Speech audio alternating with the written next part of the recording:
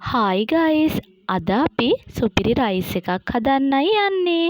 හැබැයි මම නන් නෙවෙයි හදන්නේ, අපේ හස්බන්ඩ් තමයි හදන්න යන්නේ. බලන්නකෝ.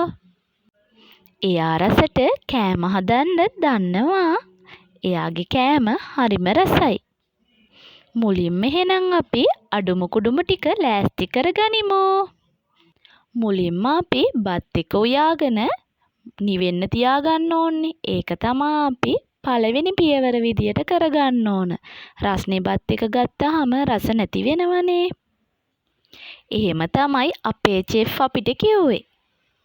හීනියට ලියාගත්තු කැරට් ටිකක්, චොප් කරගත් ඉඟුරු සුදු ලුණු ටිකක්, බෝංචි ටිකක්, හීනියට ලියාගත්තු ලීස් ටිකක්, රම්පෙ කරපිංච ටිකක්, බටර් ටිකකුයි පොල් තෙල් ටිකකුත් ඕන කරනවා. ඇයි බිත්තරත් ඕනේ. රසකාරක නම් අපිට කැමති නම් දාගන්නත් පුළුවන්. එහෙම නැතුව හදන්නත් පුළුවන්. අපි ඉතින් කලාතුරකින් ගෙදර රයිස් එකක් කන්නේ. ඒ හින්දා ඉතින් අපි නම් නෝම්බලකට චුට්ටක් දානවා. ඇර අනුව ගම්බිරිස් ටිකක්, රස අනුව ලුණු කුඩු ටිකකුත් ඕන කරනවා. ඔයාලා බලනවා ඇති මොකටද බෝංචි දැම්මේ කියලා. අද අපේ ගෙදර තිබ්බ හින්දා අපි ඒකත් දැම්මා. ඉක්මනට භාජනයකට තෙල් දාලා අර චොප් කරගත්තු ටිකත් දාගත්තා. ඔයාලා ඉතින් දන්නවනේ.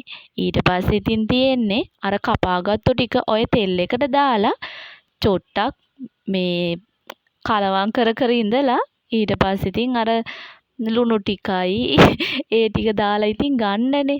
බිත්තර ටිකයි ඒ ටික දාලා ඉතින් කලවම් කරලා ගන්නනේ. හැමෝම හදන විදියට තමයි අද අපේ චෙෆ්ුත් හදන්නේ.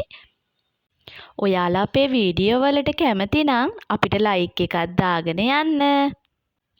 ඔයාලත් අපි වගේ ගෙදර ඉද්දි එක එක කෑම හදලා බලනවද? කමෙන්ට් එකකුත් දාගෙන යන්න. අපිව සබ්ස්ක්‍රයිබ් කරලා බෙල් අයිකන් එකත් ක්ලික් කරලා තියාගන්න. අපේ ලස්සන වීඩියෝ ඉදිරියටත් බලන්න. යාළුවනේ, අද අපි රයිස් එක හදන්න ගත්තේ සම්බහාල්. හැබැයි කීරි සම්බහාරි බ්‍රාස්මති හාල් හරි තිබ්බනම් තවත් රසයි. අපි ඉතින් ගත්තේ ගෙදර අද තිබ්බ හාල් එක. රයිස් එක කන්න චිකන් කරියකුත් හදාගත්තා. එහෙනම් යාළුවනේ අදට ගිහින් එන්නම්. බායි වේවා.